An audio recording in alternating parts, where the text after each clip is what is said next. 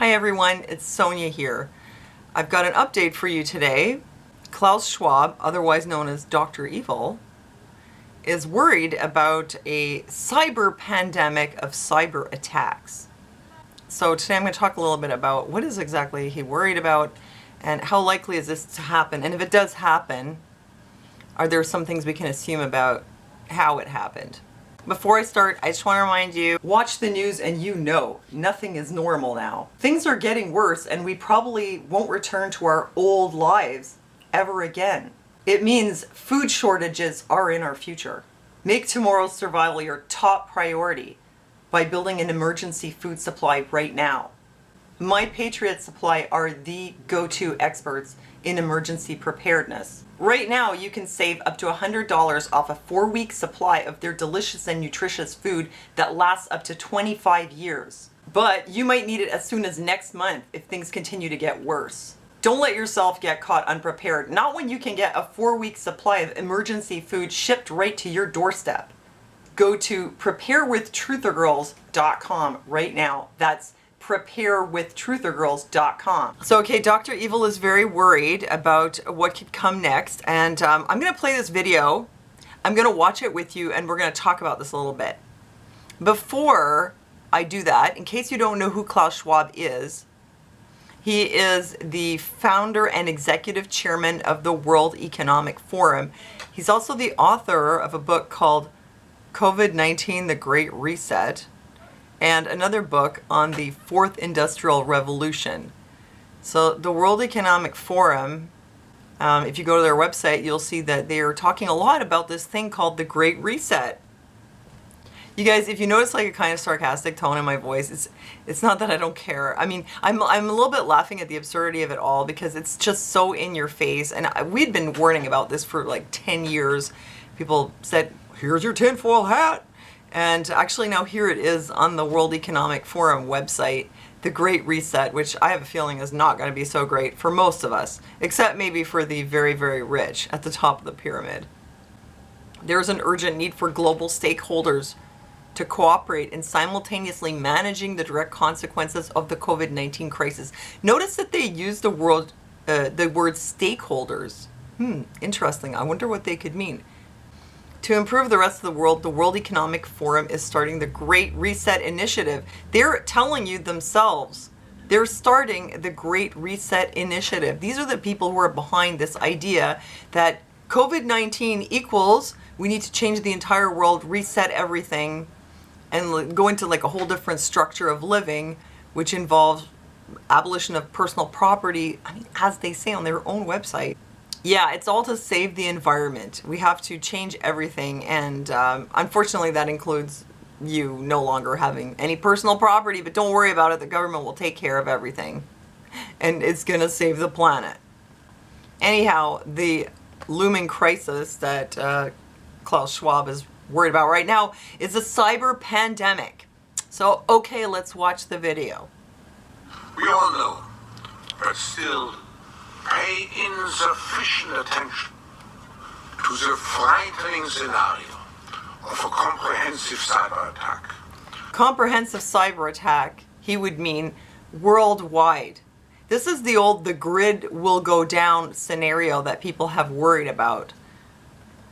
Which would bring to a complete halt to the power supply, transportation, hospital services, our society. Power supply, hospitals, transportation services, everything is going to just grind to a halt. You are all going to die. There will be no power anywhere in the world, and no transportation. You won't be able to go anywhere. The hospitals will be shut down. Imagine at a time like this when everyone has COVID, well, not everyone, with the COVID pandemic, the hospital is going to shut down because of a comprehensive cyber attack. The COVID-19 crisis would be seen in this respect as a small disturbance in comparison to a major cyber attack. Like, actually, yeah, the COVID-19 crisis itself is a small disturbance. He just said that it would be seen as a small disturbance compared to the cyber pandemic. I mean, if the COVID-19 crisis is really so catastrophic, how could you say it could be seen as a small disturbance, you know, under any kind of scenario?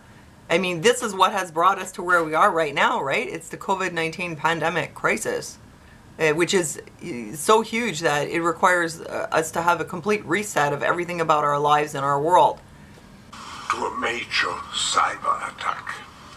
To use the COVID-19 crisis as a timely opportunity to reflect on... Oh, use it again as an opportunity, which is what they said about it in terms of the Great Reset for climate change and business models and how we work, that we don't have to work at home at the office now. We can just work at home on screens. Kids don't really have to go to school. They can just stay home and be on their screens. The plan is basically to isolate everyone. And you know, COVID-19 has given us this great opportunity to try it out. It's been an opportunity to rethink how we do everything. Oh, because, you know, no more pollution, right? If people are not commuting, they're all staying home, they're all on screens. Well, hey, why weren't we doing that all along? Imagine all the pollution we could have saved. Just so happens, because of COVID-19, we all get to do that now. And so this COVID pandemic is now also an opportunity for us to ponder about the serious threat of a cyber attack. Wow, it's just like COVID-19 has just brought so many opportunities. It's like the best thing that ever happened to humanity. To reflect on the lessons the cybersecurity community can draw and improve our preparedness for a potential cyber pandemic. Very strange, because what does COVID-19 have to do with an opportunity to reflect on cybersecurity? Don't you have that opportunity at any time? Or is it because you now can't go to the gym and you can't go to work, you can sit home and reflect on cybersecurity? I don't think so. Or is it because we have COVID that somehow would make us more likely to have a cybersecurity attack? Attacks are always a possibility. I don't see how a pandemic with the virus increases our risk. Maybe I'm just missing something here. I don't really think that there is actually much of a connection. I just think that this is very important to him. He wants to promote this idea that there could be a cyber pandemic. Let me just hear that last part again. Opportunity to reflect on the lessons the cybersecurity community can draw and improve our preparedness for a potential cyber pandemic. A potential cyber pandemic. Okay, so here is the thing where I'm coming from. Like I said before, this is a concern people have had for a long time. It's not the first time I've heard of people being worried about the grid going down, which would mean all the electricity is out, internet, cell phones, everything goes down. Obviously, food supply chains are broken down, medical services. Basically, everything goes down. We're all kind of really screwed. But because people had been talking about this for so long, I had started looking into this a long time ago about what is the real possibility that the grid could go down either in one country or in the entire world. And what I found out, which I'm sure Klaus Schwab knows, is that there is not one grid. There's no such thing as a single grid. There are many, many grids. A grid could involve a state or even just a part of the state. Maybe in some cases involves a couple of states. But as far as electricity goes, it's really not like there's just this one grid. It's connected to one computer.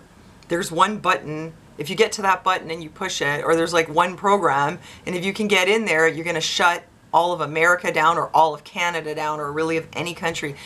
Power supply is decentralized. Also telecommunications.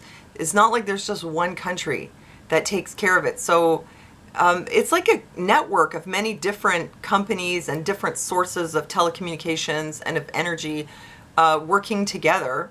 And I think a lot of hospitals and these kind of places that where it's very important for the machines to keep working, they do have generators. So why is he making it sound like all of this would go down and all the hospitals would shut down? It's like he's relying on your lack of knowledge for how the system actually works. There's a list here on Wikipedia that will tell you about major blackouts that have happened all over the world, the largest, the longest, and then they'll give you the details about blackouts in any given year. And I noticed a few things about this. Let's look at the year 2014, for example. The causes of the blackouts: typhoon, school children setting a fire, damage to a cable trench fire, a result of a collapsed coal silo, technical fault at a power station, technical problem. A lot of them have to do with fires, disasters, some kind of an accident. If you look at 2015, again, a lot of technical problems, technical faults, but also natural disasters, windstorms, hurricanes, tornadoes, and even rogue monkeys. Very different causes for outages in different places. And then something is a bit odd about 2019. This is the first year where you find things like this. An outage in March in Venezuela. The government officials claimed the blackout was, quote, an act of sabotage, while experts attributed the failure to aging infrastructure and insufficient maintenance. It was actually the first year where I noticed that there were some kind of suspicious things happening. I mean, the government saying it was an act of sabotage, cause being unknown, one cause being given involving disruptions in a number of plants. Were they hacked? And then, oh no, backtrack, it was something totally different. And that only happened in 2019. When you go to 2020, causes of power outages, it's back to being natural disasters for the most part, and in one case a technical glitch. So it kind of makes me wonder whether some kind of exercise was going on in 2019. Something that they were sort of testing out in preparation for something they might be planning to do on a larger scale down the road. And do you remember that just earlier this month, Instagram went down as well as YouTube? There are two different platforms run by different people. What's the chance they're both going to go down at the same time? YouTube goes down all around the world. I can't help wondering whether that was also some kind of sort of a test for what might be to come. So how could it actually happen? One single hacker could not hack into the entire world system because it's not one system. You would have to have like an army of hackers to get into all these different places. Granted, even if it just hit one country, that would be very serious. But there are so many different branches and so many different systems they'd have to hack, and they'd have to be successful with all of them all at the same time. Otherwise, it would be a localized outage, such as here. Actually, very recently in Montreal, somebody did hack into the medical system. Come to think of it, remember how they were encouraging everything to go electronic and electronic medical records? And I thought that was kind of not a very good idea unless you have a backup, because what if something like this happens? And this is what happened. So all the electronic system for the CLSC, or the CIUSS as it's called now, which is like the local clinics, and also for, I know, the Jewish hospital and maybe some of the others too, they got hacked. So that medical system, which is centralized, can be hacked at the core, at the center, because it is centralized. So decentralization is probably the best solution to avoiding this kind of problem. Or having a decentralized system, but then another way that things can be connected, like on a parallel system. So it's not like if one goes down, the whole thing goes down, and yet they can still communicate. Anyhow, that happened here, and they were saying, oh, it was just somebody who hacked it. I'm kind of wondering, though, because if it happened that this army of hackers were able to hack basically like the entire world or entire countries, who would be able to do that? I would personally feel like there would be a likelihood that it could have to be an inside job. Who at a time like this would want to then get into every country or entire country's systems and shut every single thing down? You know, key bono, as they say. I think key bono would be exactly these people, the ones who want to have the reset. So I would be looking at them and wondering, did you have something to do with this? Now, nothing has happened. They haven't done it yet. Haven't had this crisis yet. But I'm coming from two places. One is that A, it's impossible to happen organically because of the way the system's structured. And B, if it did happen, it wouldn't be organic. And I would suspect that it would be something that would be done on purpose to further this agenda. And yeah, heads up. They could benefit in the sense that they always use every crisis as an opportunity. They'll take advantage of any disaster, inconvenience, and loss of life as a reason to have to implement tighter control.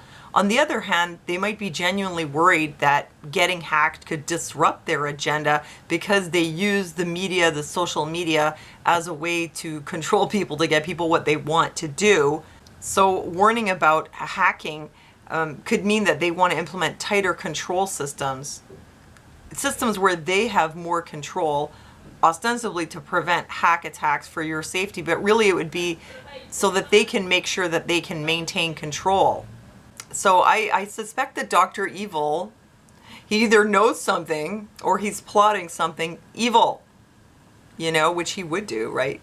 Being who he is. You know, when they talk about a great reset, I think the number one thing they should do is reset Klaus Schwab and kick him out and shut down the World Economic Forum, or put it in the hands of other people who don't have this crazy agenda for like a totalitarian global government, corporatist government. Give it to somebody else who will decentralize things a bit more. It is corporatist because, you know, when they say you will own nothing and you will be happy, but you're renting stuff, who are you renting it from? The people who own stuff, right? It's them. They still own it. You think Bill Gates is going to have to give away all this stuff? Klaus Schwab? I don't think so. Jeff Bezos? I don't think so. They're still going to have their stuff, except you'll only be able to rent. Anyway, I can't even believe that they're where they are and they've gotten this much power. It's outrageous. It's so scary. So heads up, he's worried about this. Let's hope it doesn't happen. And if it does, I think we'll kind of have an idea of who might have been behind it. So those are my thoughts on that. Thanks for listening to me. Thanks for joining in the chat. Thank you for supporting my channel on Patreon if you like what I do. And that's it. God bless you guys. Thanks for listening to me, and I'll see you next time.